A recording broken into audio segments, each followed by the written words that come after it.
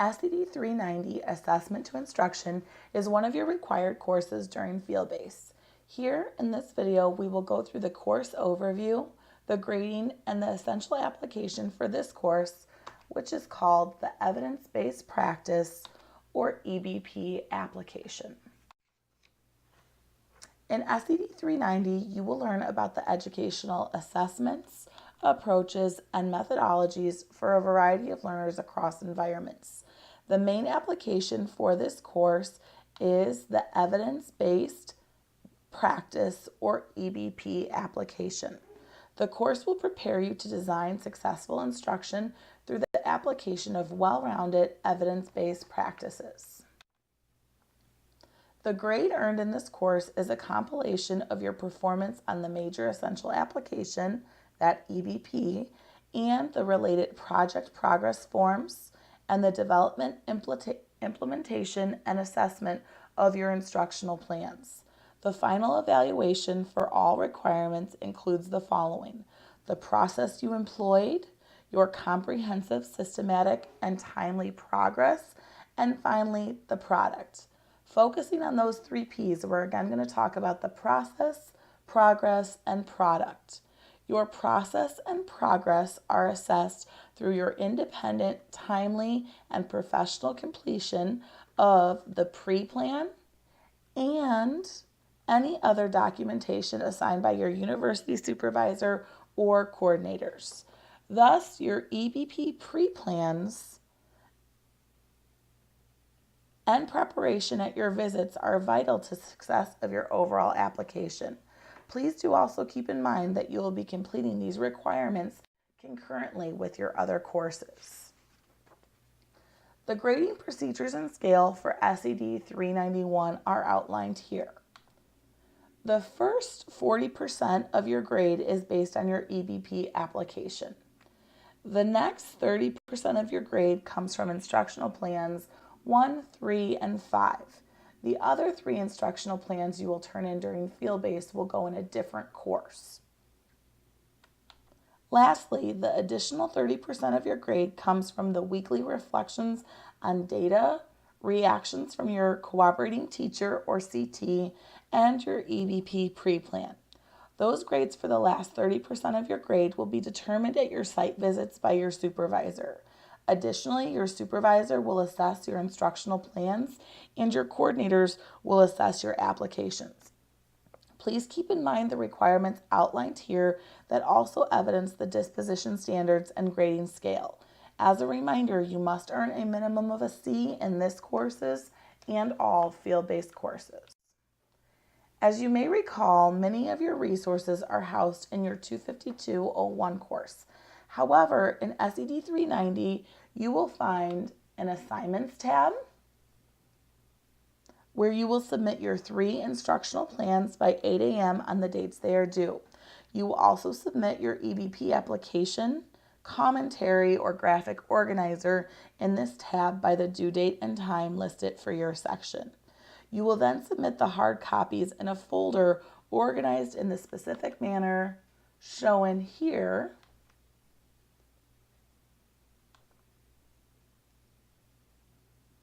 the next day at module. We'll go over this final submission in more detail later, but this just provides a nice graphic overview for you of what you will also need to submit. Additionally, you will see that there is a tab for your EBP presentation where you will upload the EBP presentation for this course. You will find out more about your EBP project in the 3 different parts also outlined here, showing the overall module, part 2, and part 3. As a review, the breakdown of assignments, their weight for this course, and where to upload your assignments are shown here. Please pay close attention when you get your section to the turn-in dates and times for your site. Now, let's talk a little bit more about the actual EBP application. The EBP provides you an opportunity to administer an authentic assessment instruments, analyze data, and contribute to the development and monitoring of student performance. Specifically, the EBP allows you to practice preparation for an annual review meeting for a student. You will assess a student in eligible areas under their current IEP and present any levels of performance and analyze the results relative to the IEP and daily classroom performance. You will then consider what the data indicates as a target skill area to address, collaborating with your university supervisor and cooperating teacher to present your findings and determine whether to proceed with an academic intervention or address the specific need, or behavior intervention which will address the social emotional needs of your learner. You must receive approval from your university supervisor in collaboration with your cooperating teacher and coordinator prior to beginning the next steps of the evidence-based practice application. It's very important to remember to receive approval before beginning this. This visual should act as your checklist in the process of creating your EBP application. Here you will see the required components, the requirements, and more information about the presentation we'll discuss a little bit later. The evidence-based practice commentary prompts are the final product submitted according to the established due date. You must maintain quantitative and qualitative raw data, your interview questions and responses, anecdotal notes, etc., all other pieces of artifact, and make them available for your cooperating teacher and university supervisor at your supervisor observation. Additionally, upon final submission of the graphic organizer, the aforementioned artifacts will be organized, labeled, and submitted as further documentation of the teacher candidate, your process and progress. As it is required by legal mandates, the interventions that you use must be effective teaching strategies as cited by evidence-based best practices. You also must receive university supervisor approval in collaboration with the cooperating teacher prior to beginning, as I just stated. The essential application pre-plan and graphic organizer must be completed systematically and comprehensively according to the field-based program. Again, as a reminder, as you go through here, be sure you check off the required components you need, the requirement details, and then what you'll need to do for your presentation. This is a visual of the graphic organizer or commentary, which you will complete and submit as part of your application. You will complete the boxes that are seen right next to the prompts as you go. And this will just all be filled in. We'll go over how much detail is needed inside of all of the pieces of the graphic organizer or commentary here. Towards the end of the graphic organizer, you will find two sections we hope provide you with additional support. The first one is listed here with the connections to the IEP. Here you will find more information about the additional attachments you will include in your final submission, from the current IEP pages created by your CT to the projected goal page you create, accommodations and support pages you create, and the ISB report of progress you create using Form 2. All of the forms for these are provided in blank format, and the requirements can be found in your resources. Lastly, there's also a checklist, which we all love, that can be found here to make sure you have completed and attached all of the artifacts that are required with this submission.